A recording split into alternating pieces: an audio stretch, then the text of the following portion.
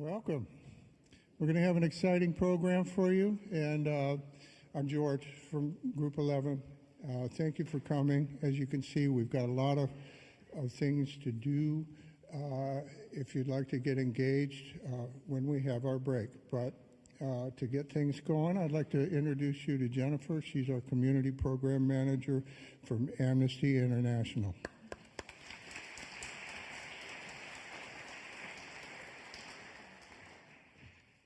Hi, everyone. As George said, my name is Jennifer Estrada. I'm the Community Program Manager at Amnesty International USA, and I am so happy to welcome you all here today as we celebrate together Amnesty Local Group 11's 50th Annual Benefit Concert. Yes, it's worth a round of applause. This is an incredible event. And I want to thank you especially for being here. By coming here today, you all are a part of our movement for human rights. As many of you in the room know, Amnesty International is the world's oldest and largest grassroots movement for human rights around the world. We are 10 million members strong and growing every day. And together, our membership works to demand human rights for all people around the world, no matter who they are, where they live, where they're from. Human rights are for everyone, and our members work every day to ensure folks have those rights and freedoms. Amnesty International was founded in 1961, so we are over 60 years old, and we, from day one, have been built on the idea that ordinary people can do extraordinary things just by coming together like you all have today and taking collective action. And that's what Amnesty members do here in New York, across the United States, and around the world. And that's what you all are doing here today, showing up and taking part in human rights work. Amnesty is a research, advocacy, and activism organization. I'm sure many of you know this well, but for anyone who's newer to Amnesty, that means that as an organization, we conduct our own research, and we use that independent, unbiased information to create meaningful, impactful human rights advocacy and activism campaigns. And we have used that work to free people who are wrongfully imprisoned, to change policy here in the United States and in countries around the world. And members like those in Group 11, who are our incredible hosts this evening, they bring their communities together to learn more about human rights, to push lawmakers to do the right thing when it comes to human rights, and they bring folks together to take action. And there are actions here tonight that you all can take. Right now, it's incredibly important for us to gather in this way, for us to be present and aware. We are witnessing a global rollback of human rights and a resistance to an idea that used to be pretty universally accepted, that people have inherent dignity, inherent rights, but there's a real pushback happening, and it's happening across the board. Amnesty International USA, the section of the global movement that I work for, are taking action. Our members are combating these rollbacks on several fronts. The attacks are coming in from all directions, and we are doing our best to really keep our eyes open and hold our administration and our lawmakers accountable. We're seeing attacks on freedom of expression, the right to protest, freedom of the press. We're seeing immigration criminalized. We're seeing our communities militarized. Even 10 years ago, we would have said, this is impossible, and it's happening today. But by being here, being vigilant, we're pushing back. And these are tactics that we know we've seen in regimes around the world. These aren't new ways of pushing back on our freedoms, but they're happening in a really heightened urgency in this moment. But Amnesty members are fighting back, and just by being here today, we are so grateful for you all joining this fight for our freedoms. In my role, I just have to take a moment before we move on to our program, but in my role, I have the great pleasure and privilege of directly supporting our grassroots activists around the world. I mean, across the United States. I wish I supported them all around the world. But I support our network of activists around the United States, and Local Group 11 is an incredible example of what folks can do as a part of this movement. They do incredible activism and have a long history of working for human rights. They were founded almost as far back as Amnesty. They were founded in 1972. There's information about the group in your program, but I'll give you a little overview now. They were founded in 1972 at Columbia University, so just across the way from where we are now. And over the past 50 years, they have advocated for countless cases of individuals whose human rights are being threatened, and they've participated in campaigns protecting women's rights, fighting to eliminate the death penalty. They advocate to close Guantanamo, to prevent censorship, and many more. They are an incredibly active and vibrant group. They even published a book of letters between members of the group and a prisoner someone who was being wrongfully imprisoned in Ukraine. And you can purchase that book in the back if you'd like. It's an incredible testament to the power of letter writing, both as a tool to advocate for freedom, but also to connect us across communities. And they've helped free prisoners, the prisoner I mentioned in Ukraine, but also folks in Iran, El Salvador,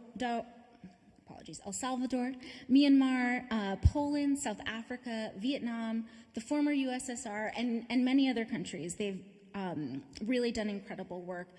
And one of the cases they're most proud of is their work to free an El Salvadoran woman who was wrongfully convicted of aggravated homicide after she suffered a stillbirth. So her stillbirth was criminalized. She was convicted and sentenced to 30 years in prison. And through Group 11's work, she is now free, which is incredible. And I just want to take a moment to acknowledge that, yes, incredible activism. And they continue to advocate on behalf of those who are imprisoned.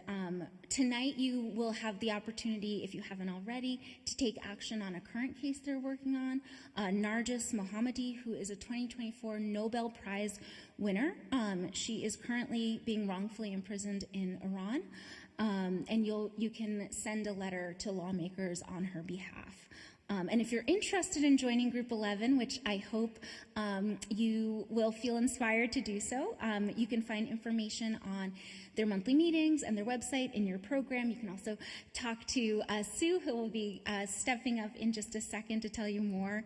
But either way, there are so many ways to take action. And like I said at the start, just being here tonight together in community is so important. But without further ado, to tell you more about our evening, I'd like to introduce Sue Dicker. Sue is the co-coordinator of Group 11. She's an incredibly passionate activist for human rights, and we are so grateful for her leadership in our movement. So I just want to say thank you one more time for being with us, and please help me welcome Sue.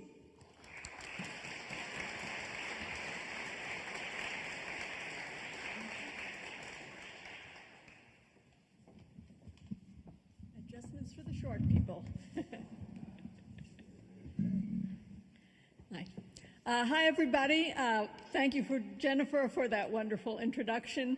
And I'm the co-coordinator, she said, with Harry Schwartz. I don't know exactly where Harry is right now, but thank you, Harry, for what? Oh, I hear his voice, so I know he's somewhere. You know, I made a mistake and I didn't save a seat for myself. I didn't think I'd need to save one, but I'll find one after the introduction.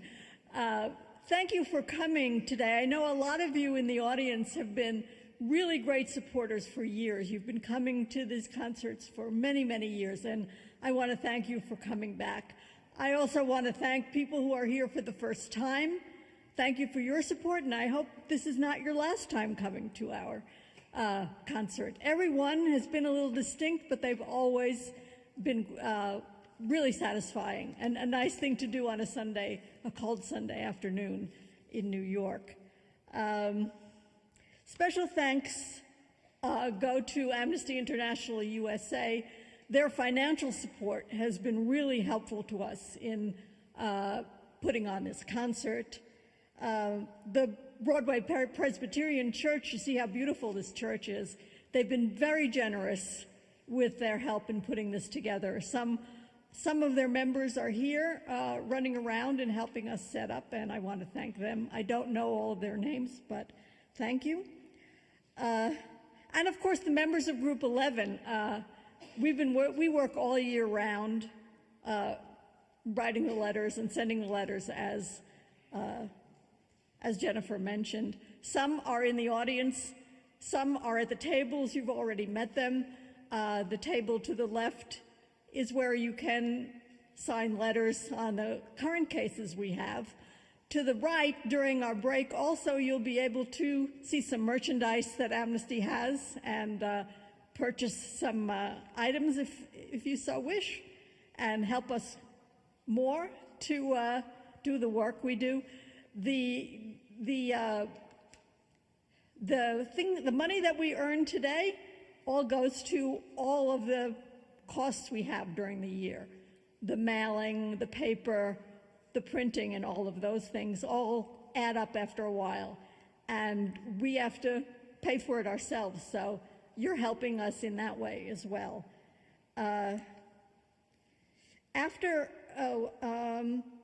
During the break, during the intermission, you'll also have more time to write letters and help us in that way. After the concert, we're going to have a little reception with drink and with cake to celebrate this auspicious occasion, our 50th anniversary concert. And at that time also, the table to the left with letters will still be open, and you'll be able to sign letters if you haven't already done so. And I'm now going to toss over the mic to our wonderful producer, someone who has been producing these concerts for many years, and she's always done a great job, and she's been a wonderful colleague for us, Marcia Eckert.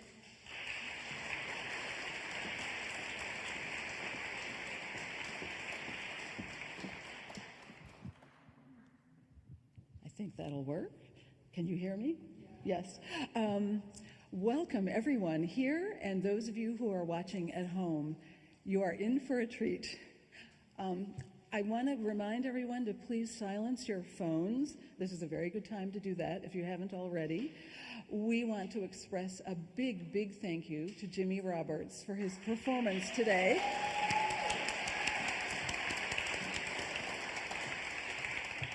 And now, please welcome my longtime friend, colleague, and Upper West Side neighbor, Jimmy Roberts.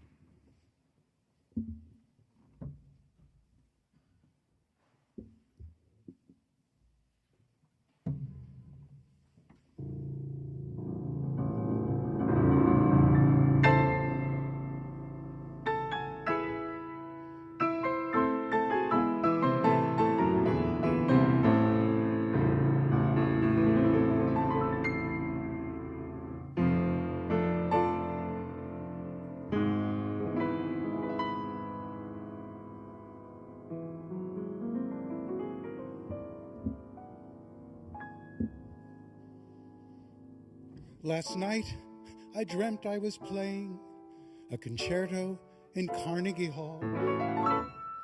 Then the maestro said, "Stop, give us something more pop. Enough of this old fol de rol. Now millions have heard you play Chopin. The critics applaud and approve. But millions more would simply adore to hear you get in the groove." Me? I said to hear you get in the groove.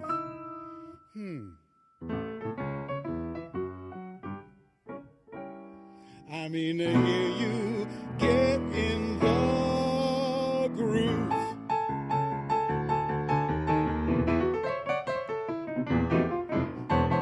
You won't believe it, you'll think it's a dream to hear me riffing it right on the beam. But when you hear trumpets give out a call, you know the joint is really jumping down at Carnegie Hall. Instead of Strauss, I play Irving Berlin. Instead of Brahms, it's Begin the Begin. Those classic ackies are due for a fall, 'cause the joint is really jumping down at Carnegie Hall. I'm playing Teeliata, to Shostakovich, Teeliata, Mozart and Bach, Teeliata, and no one knows which, 'cause anything can happen when I start to rock.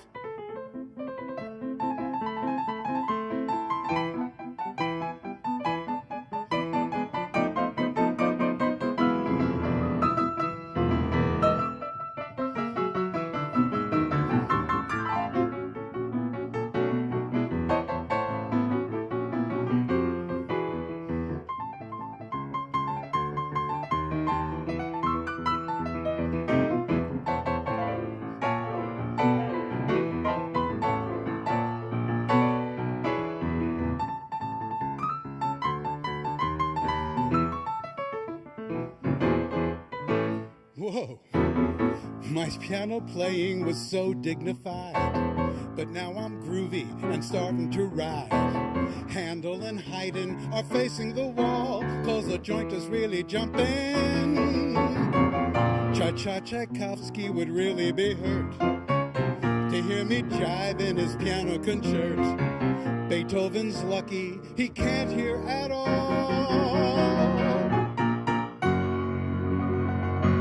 'cause the joint is really jumping. The joint is really jumping. Yeah, the joint is really jumping, and I mean it. Down at Carnegie Hall.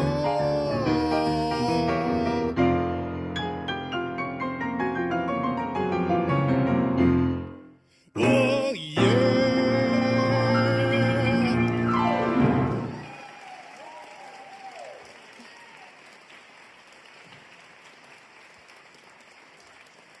Thank you. Thank you and welcome, my friends, my new friends, my soon-to-be friends, here in this beautiful church, which is way over 100 years old, built in 1912.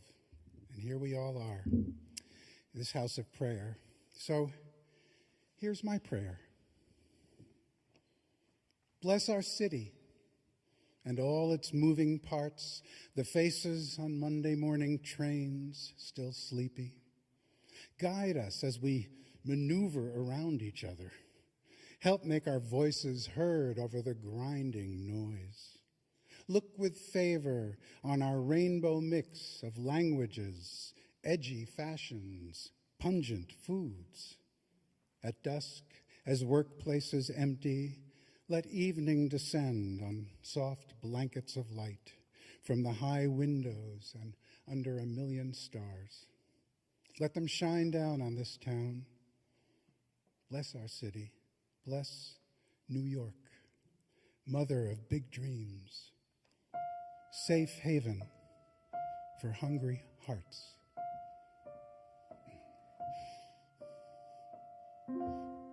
I happen to like New York.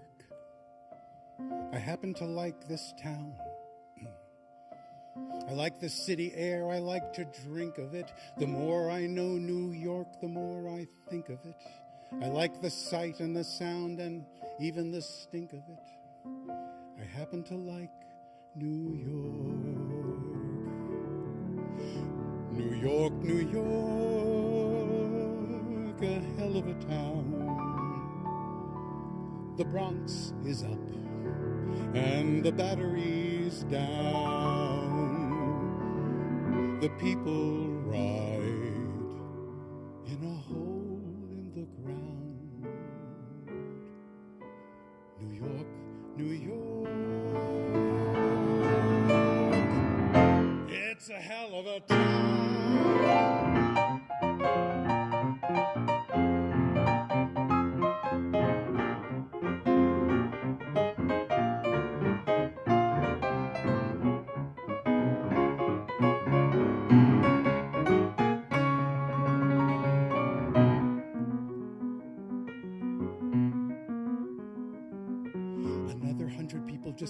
of the train and came up through the ground, while another 100 people just got off of the bus and are looking around at another 100 people who got off of the plane and are looking at us, who got off of the train and the plane and the bus maybe yesterday. It's a city of strangers. Some come to work, some to play. A city of strangers. Some come to stare, some to stay. And every day,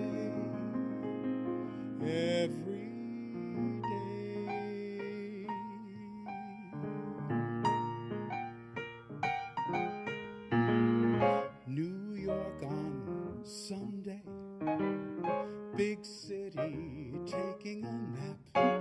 Slow down, it's Sunday, life's a ball, let it fall into your lap. You can spend time without spending a dime, watching people, watch people pass. Later you pause, and in one of those stores, there's that face next to yours on the glass. Two hearts stop beating.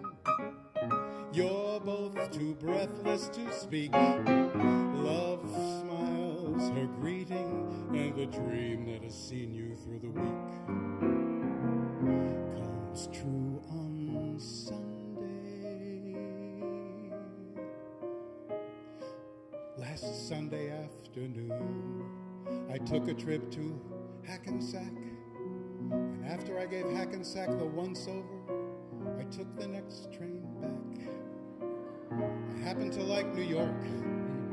I happen to love this burg. And when it's time to give my last farewell, and the undertaker rings my funeral bell, I don't want to go to heaven, don't want to go to hell. I happen to like New York. I happen to like New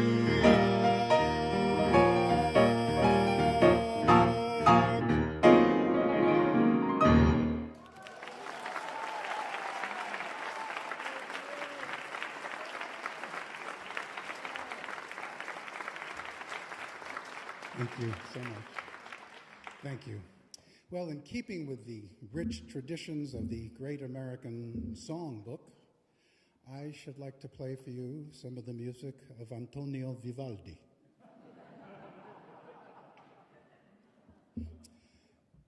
With a little help, I might add, from his friends Lennon and McCartney.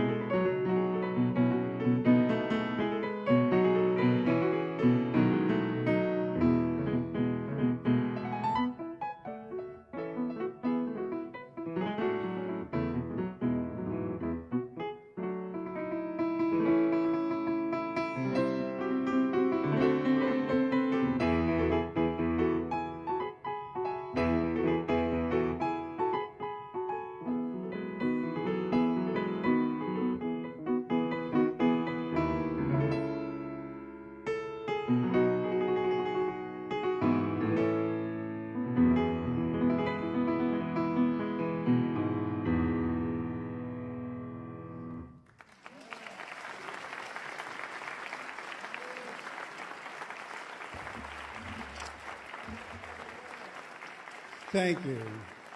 Music lovers of all centuries. I love time travel, and that's my way of uniting two composers who were writing in the key of E major, separated by a few centuries, but the same rhythm, same spirit. Pianos. Dinosaur of the parlor. Large, clunky, grossly out of tune, Grandma's piano. In Grandma's living room, crowded with photos and silver frames and piles of tattered sheet music. On Thanksgiving, you and your cousins swiggled onto the bench to play Heart and Soul. You chords, he melody, until your little sister ruined everything by adding a discordant chopsticks. Once every middle-class home had a piano. The names embossed on the front of the case spoke of old-world craftsmen or sturdy American brands, Steinway, Knabe, Chickering, Wurlitzer. There were parlors and there were parties. Someone mixed the drinks. One of your uncles played by ear and everyone gathered round. Before TVs and DVDs, your entertainment center. Now, an endangered species. Can the whole family gather around a digital keyboard? Apparently they can. And music is stubborn. It calls to us and won't let go. But Grandma's piano. Now we pay people to take them away, amputate their legs, toss the carcasses in city dumps. Lemmings tumbling into the sea, dinosaurs, nothing left but dried bones, and the faint echo of your uncle crooning a silly song. It seems to me I've heard that song before. It's from an old familiar score. I know it well, that melody.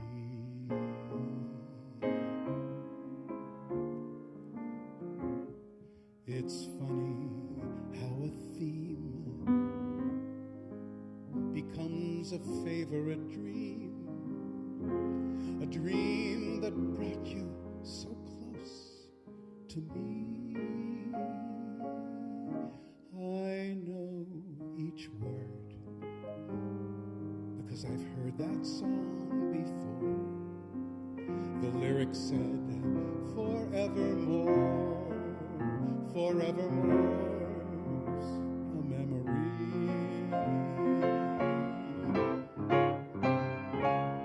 Please have them play it again, and I'll remember just when I heard that lovely song before.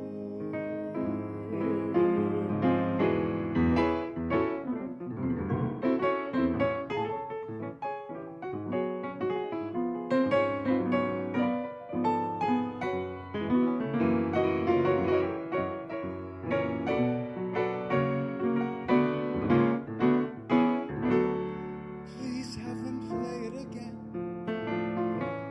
and I'll remember just when I heard that lovely song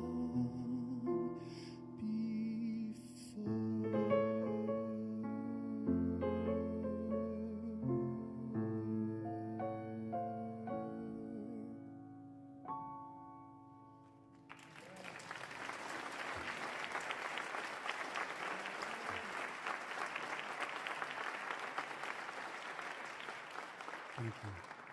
Now, if you live, as many of us do here on the Upper West Side of Manhattan, you've seen this man, perhaps the dog walker. He has about 10 of them or more. Amazing. This particular man is Romanian, an immigrant. His name is Radu. And he has what they call what do they call it? An LPR, a lawful permanent resident, otherwise known as a green card. And This is his first job walking dogs, but he hopes to become a citizen, and, well, let him tell you his story.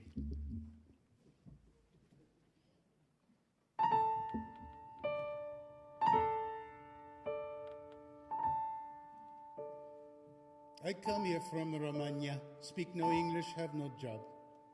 So first thing I am doing is to drive the taxi cab. But the passengers get crazy from the places I don't know. So I'm finding clientele who not so fussy. Where's I go? I walk the dogs, pick up the poop, and put it in the paper with my little pooper scoop. I walk the dogs at 10:30. I take the peck of pooches through the park and back again. There's Bootsy and Snoopy and Suki and Sasha, Geraldo, Madonna, Picasso, Natasha. There's Marvin the Mastiff who likes people's feet, and Mrs. Margolis is Shih Tzu in heat. There's dog from Alaska, Tibet, and Britannia, but they're not obeying like dog from Romania. Oh, Sasha, don't do that, Sasha. She's your sister. Watch it come. Sorry, mister. Heel, Titania. That's fantastic. Bootsy, not to eat the plastic. Potolici vavoi dracimitite. I walk the dogs at 1:30. The Yorkie, she is squatting while the greyhounds start to run. I walk the dogs. I see the town, but from peculiar angles, since I'm mostly looking down. At Hannibal, Udall, and Bowser, and Cleaver, and Rocky's the boxer, and Prince the retriever. Bowser fall into the puddle, he jump. Hannibal stop at the hydrant to hump. Prince have a crush on the Airedale named Bobby. And Blaine, the Great Dane, make a stain in the lobby. Hold it, Cleaver, back up, Udall. That's a pit bull, not a poodle. Rocky, not to sniff the ladies' Bowser, not the white Mercedes. Merge Macassa, Scumpy me. I walk the dogs, I bring them back. Then somehow I am lonely for that wild and crazy pack. The business grows, is enterprise, and someday I am citizen with house like big shot guys. And after work, I'm not alone. At home, besides the fire, will be puppy all my own.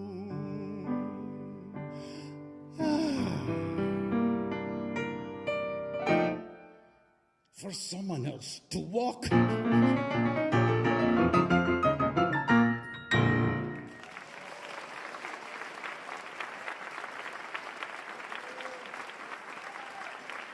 Thank you. It was written by my music and my late and wonderful lyricist June Siegel with those incredible words. June Siegel, who said, "Only in America is crime organized and business laissez-faire." I give you one more of her. She said, "Bagels are like snowflakes. There are no two alike."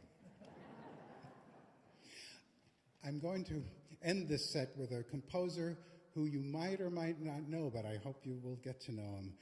America's superstar composer and pianist of the 19th century. Yes, we had one. While all those things were going on in Europe, he was from New Orleans, Louis Moreau Gottschalk. He had a German Jewish father and a Haitian Creole mother, which really affected his music. And he was known for the influences that went into the American sound. He was a prodigy, so by the 13 years old, they sent him over to France to study at the Conservatoire. However, the president of the Conservatoire rejected him without even hearing him. He said, America is the land of steam engines. He remained in Paris anyway, and funds were gathered for him, and he studied privately, and he eventually made his debut at the Salle Pleyel in Paris, which is like our Carnegie Hall. You won't believe this. Chopin and Liszt attended his performance. This is like in the 1830s. And Chopin apparently came up to him, kissed him on the hand, and said, "Young man, you are going to be the king of pianists." Now, come on. Wow. And his music and his rhythms and the Caribbean rhythms and the things that were so exotic to Europe. I was thinking, Europe had its little genteel waltzes,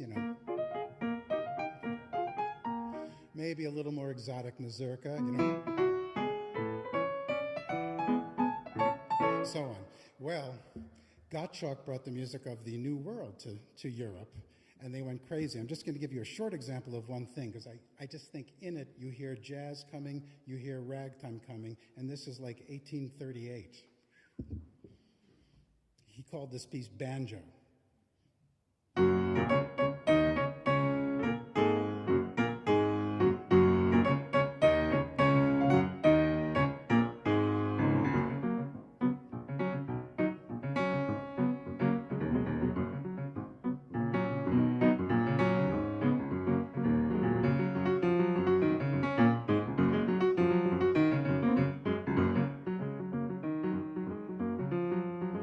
That's my favorite part.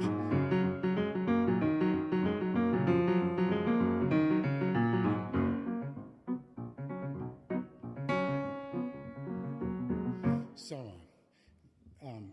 I think it's pretty impressive. Right? Gottschalk. Listen, folks, he kept a diary. He came back to America and toured this country for the next few years of his life. He didn't live that long. But it's one of my favorite books, Notes of a Pianist. How could I resist that? Anytime I have a friend, I say, name a city, and they'll name like Elmira, New York. You'll look in the index, and there's Gottschalk pulling by train into Elmira and hating the hotel and the food and the audience. But war broke out, of course, in our country then, and he continued to tour. Sometimes there were soldiers, wounded soldiers on the trains he was on, and eventually he was given a date in Washington and playing for, some biggies. I'm just going to read you what he wrote in his diary about a concert. 1862, March 24th, 1862, concert at Washington, he says. The President of the United States and his lady are to be there. I have reserved seats for them in the first row. The Secretary of State, Mr. Seward, accompanies them. Mrs. Lincoln has a very ordinary countenance. Lincoln is remarkably ugly, but has an intelligent air, and his eyes have a remarkable expression of goodness and mildness. After an encore, I played my Fantasia, the Union. That's what I'm going to play for you now. But I also thought other musicians here couldn't resist this part of Gottschalk's diary. He goes, I played very badly and was furious with myself, which, however, didn't prevent many of my friends from coming to congratulate me on my success. One of them, who was present at my earlier concert, at which, by the way, I played very well, said to me, well and good, you are in the vein tonight. For the first concert, one saw that you were badly prepared. Don't we all know this feeling?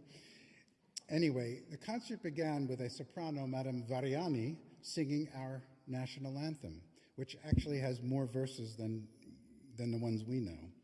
And I just wanted to give you a sense of what it was like then. Madame Variani sang the Star-Spangled Banner, each stanza of which was applauded to the skies and encored. The enthusiasm, nevertheless, is confined to the gallery filled with soldiers. The parterre, the boxes, and orchestra seats abstain from demonstration.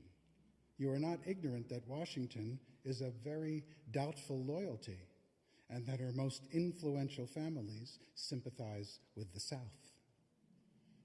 Talk about a divided country. This is the piece that he played for President Lincoln that day. I'm playing it for you. It has our American hymns that we all know, and a little dash of Yankee Doodle, and a little bit of a parade passing by.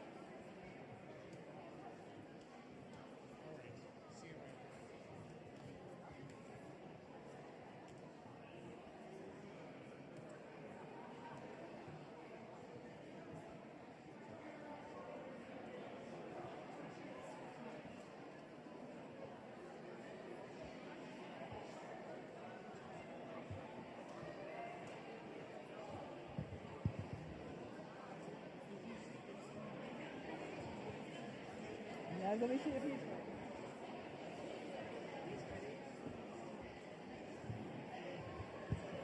ready. Okay, everyone, please have your seats. Take your seats, that is.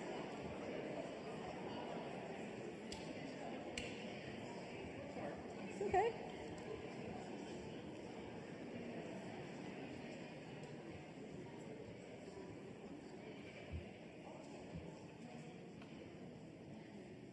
And here he is again, Jimmy Roberts.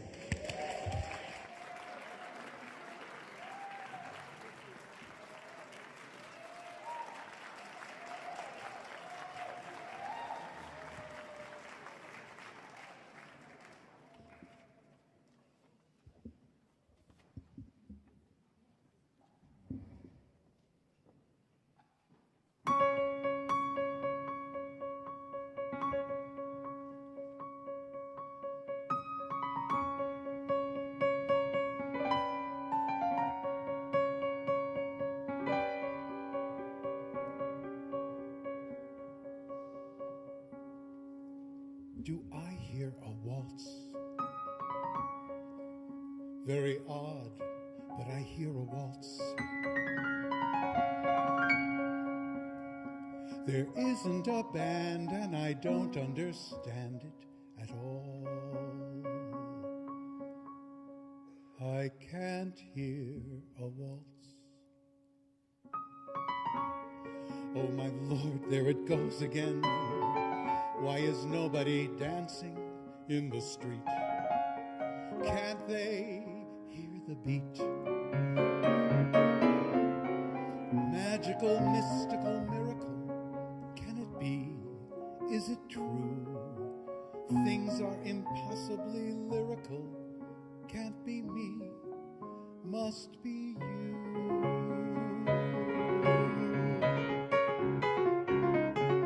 I do hear a waltz. I see you and I hear a waltz. It's what I've been waiting for all my life, to hear a waltz.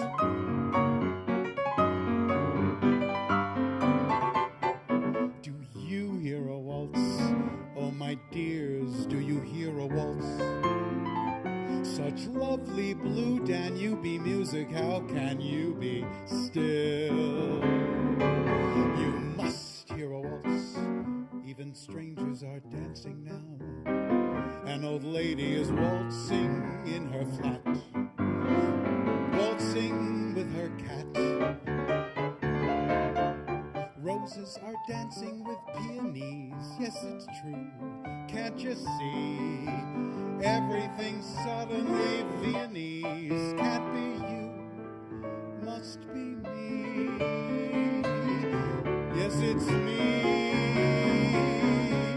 Do I hear a waltz? I want more than to hear a waltz. I want you to share it, 'cause now I can hear it, and it's what I've been waiting for all my life, to hear a waltz.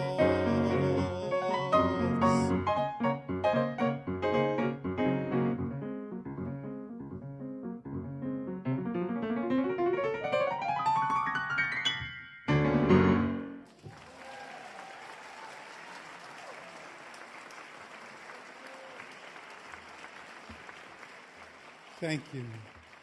I wasn't going to say anything after that, but I couldn't resist saying that those lyrics were by Stephen Sondheim. But then again, I have to say, you won't believe that music is by Richard Rodgers. Did you know that the two of them wrote together once? A Broadway show in the mid-'60s called Do I Hear a Waltz?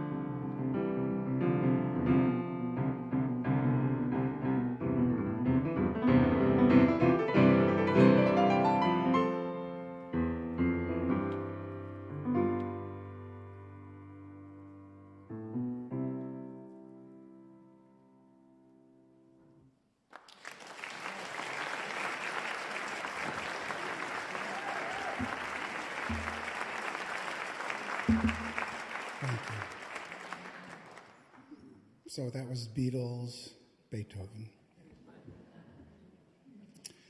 Well, we have reached the medical portion of our program. This is when I sing about my new doctor, who is a smart and a very good diagnostician and easy on the eyes. And that causes a little tension at my exams.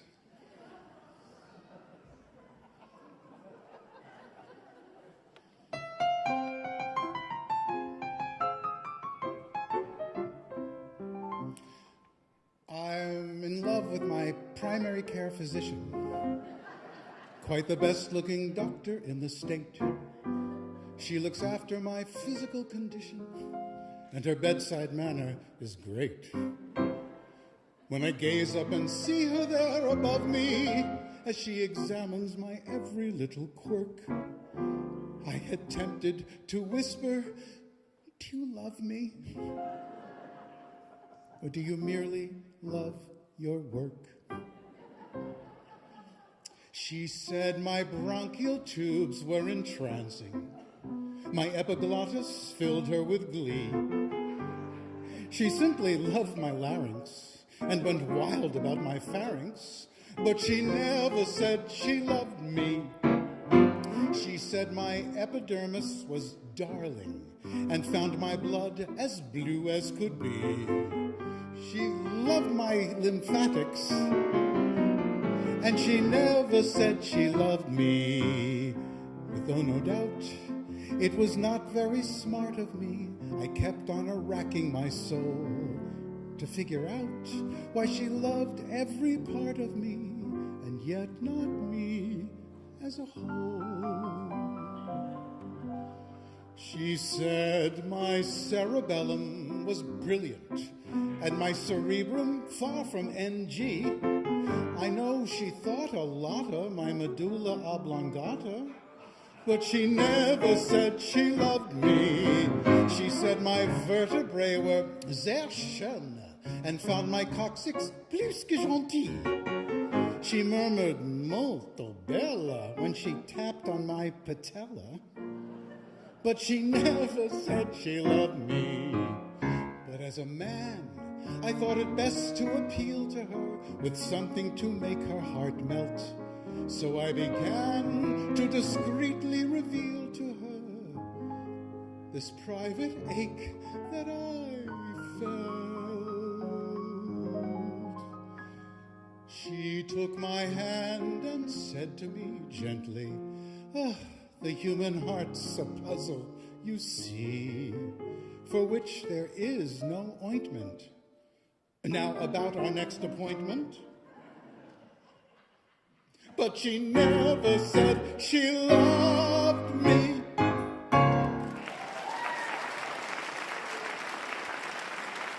Thank you.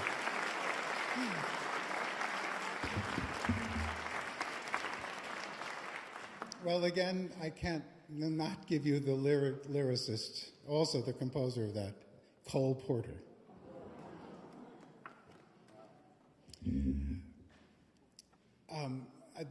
I'm going to do some songs by another neighbor of ours here on the Upper West Side. His name was George Gershwin.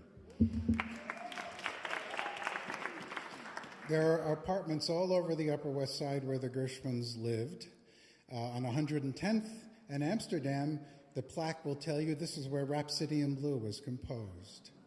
And then he lives on my street. He lived on my street, 103rd, right off of West End, between West End and Riverside. 316 West 103rd is Gershwin's brownstone. His family lived there. It was one of the first brownstones with an elevator for the 4 or 5 floors it was. And his father, his Russian immigrant Jewish father, couldn't get over that elevator. And he'd often just be sitting there and people thought he worked there.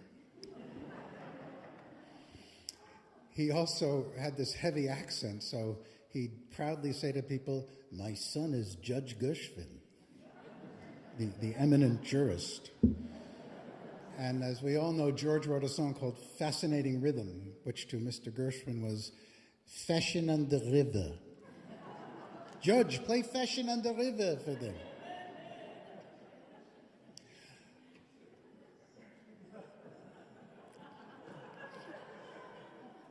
George spent the rest of his later years in California, and Gottschalk died at, these are the two Gs, Gottschalk died at 40, and George died even younger at 38 years old in 1937.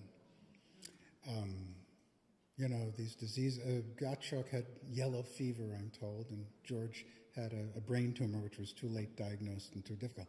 So all the music that man gave us, I'm going to give you a little medley, and I'm dedicating it to an Amnesty International longtime member, Harry Schwartz, who had said, you got to do Gershwin.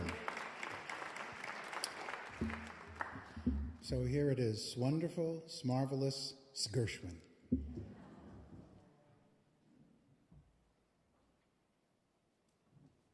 I forgot. I'm sorry, sound man. I forgot to read my Gershwin poem.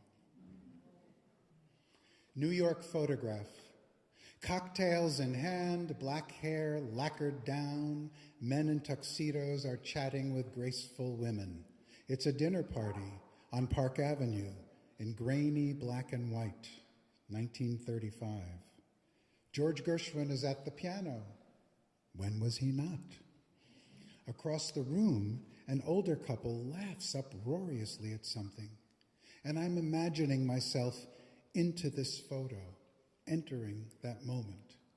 Is it like being born again, or some hybrid of now and then, my sensibilities, their decade, my knowledge of what's to come, their sense of being at home in 1935 at a dinner party to which I'll never be invited.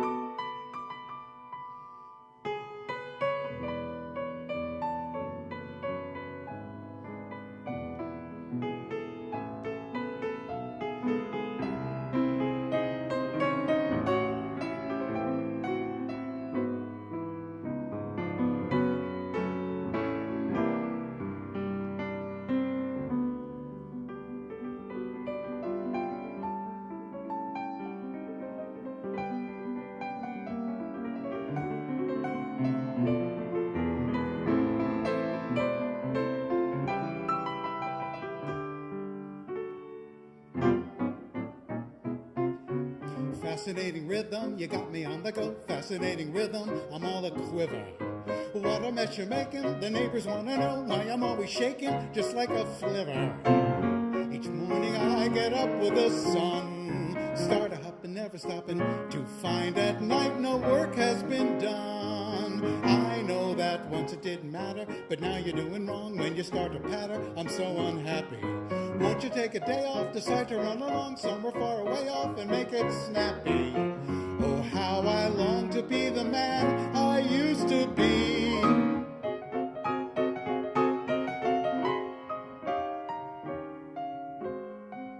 It's wonderful, it's marvelous that you should care for me.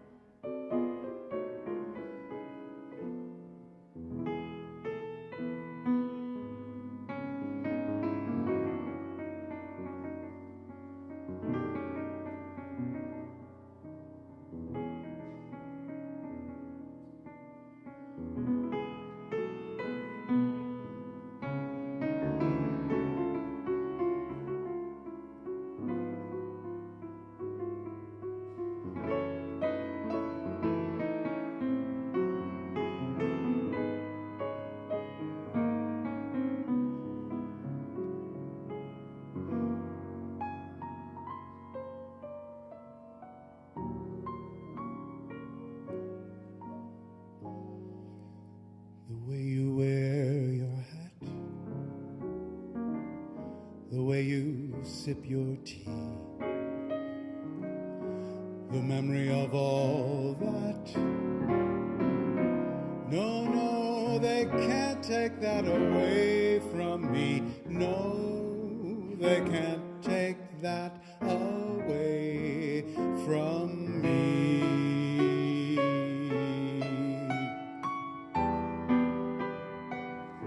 It's very clear our love is here to stay. Together we're going a long, long way. In time the Rockies may crumble, Gibraltar may tumble, they're only made of clay. But our love is here, everybody. Our love is here. One more time. Our love is here to stay.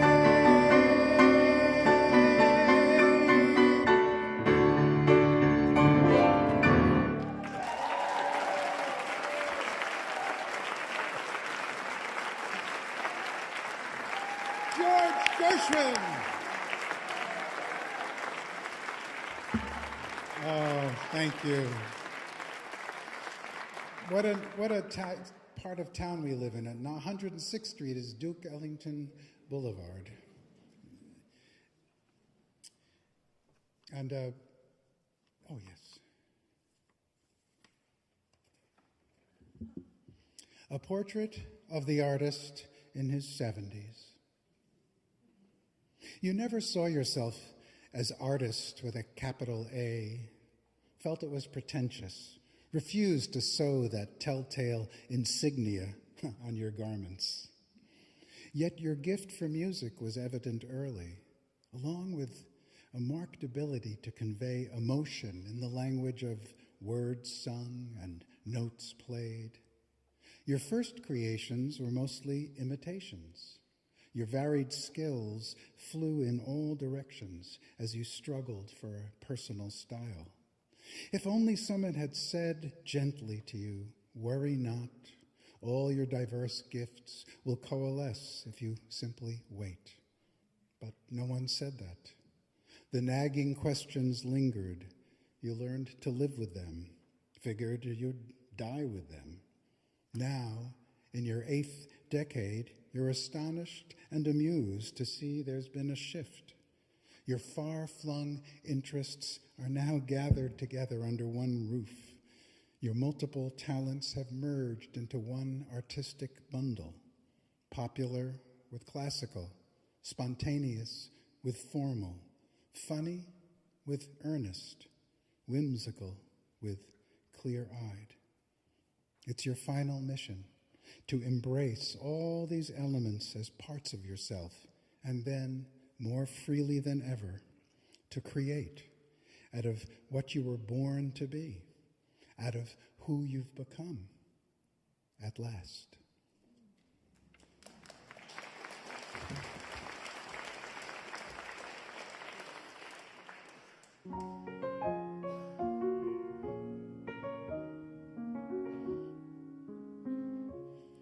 I've got a roof over my head. I've got a warm place to sleep. Some nights I lie awake counting gifts instead of counting sheep. I've got a heart that can hold love. I've got a mind that can think. There may be times when I lose the light and let my spirits sink, but I can't stay depressed when I remember how I'm blessed. Grateful, grateful, truly grateful I am. Grateful, grateful, truly blessed and duly grateful.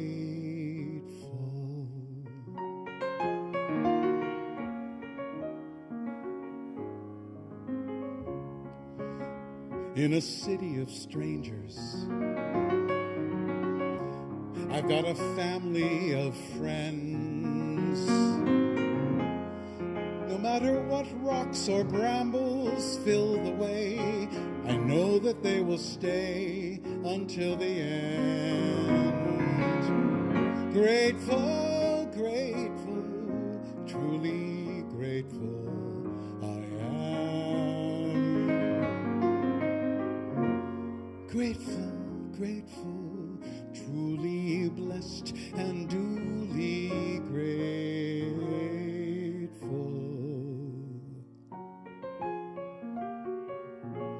Truly blessed and duly grateful.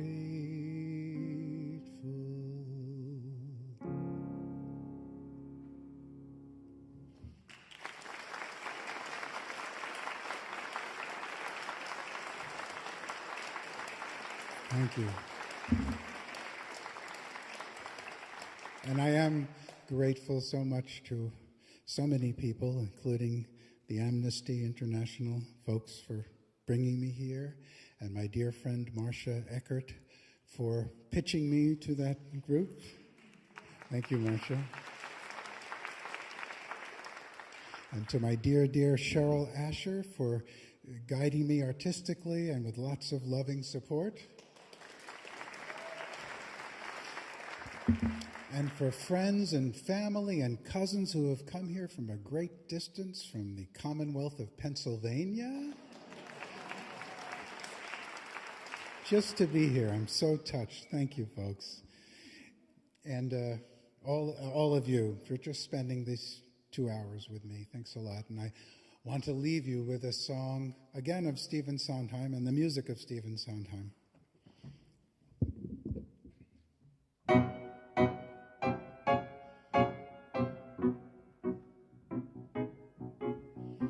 Everybody says don't, everybody says don't, everybody says don't. It isn't right, don't, it isn't nice. Everybody says don't, everybody says don't, everybody says don't. Get out of line, don't skate on the ice. Well, I say do, I say walk on the grass it was meant to feel. I say sail, tilt at the windmill, and if you fail, you fail. Everybody says don't, everybody says don't, everybody says don't. Get out of line. When they say that, then, baby, that's a sign. 9 times out of 10, baby, you are doing just fine. Make just a ripple. Come on, be brave. Next time a ripple. This time a ripple, next time a wave. Sometimes you have to start small, climbing the tiniest wall. Maybe you're going to fall, but it's better than not starting at all. Everybody says no, everybody says stop, everybody says mustn't rock the boat, mustn't touch a thing. Everybody says don't, everybody says wait, everybody says can't fight City Hall, can't upset the cart, can't laugh at the king. Well, I say try, I say laugh at the king, or he'll make you cry. Lose your poise, fall if you have to, but baby, make a noise. Everybody says don't, everybody says can't, everybody says wait around for miracles. That's the way the world is made. I insist on miracles. If you do them, miracles, nothing to them. I say don't be afraid.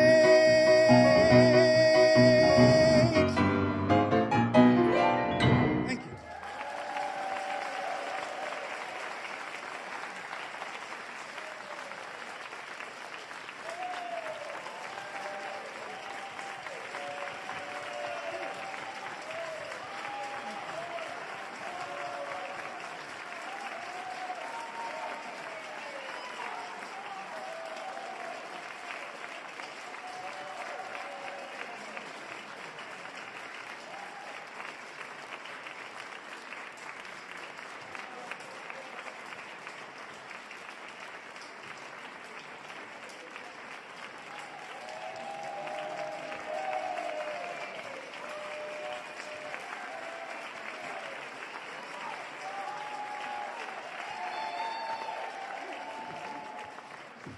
Thank you.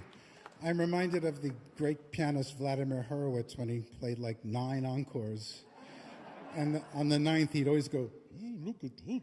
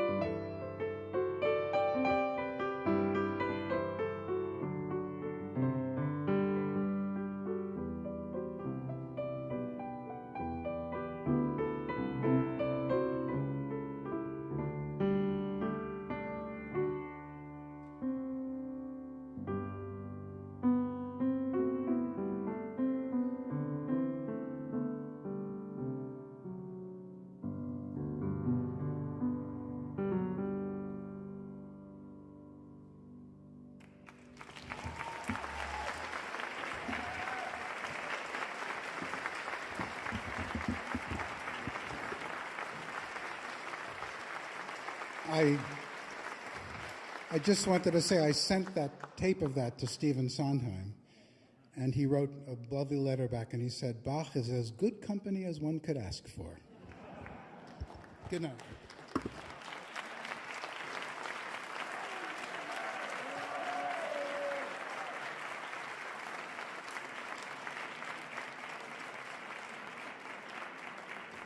The wonderful Jimmy Roberts. Please stick around. If you'd like to join us, since this is our 50th annual concert, sorry. It's a special occasion for us. It's quite a run. We have some drinks, a little bit of champagne, piece of cake. If you'd like to sign a letter or perhaps drop another tip in the tip jar, and take home some merch, some Amnesty International merchandise, you're welcome to stick around and mingle with us. One more time for Jimmy Roberts.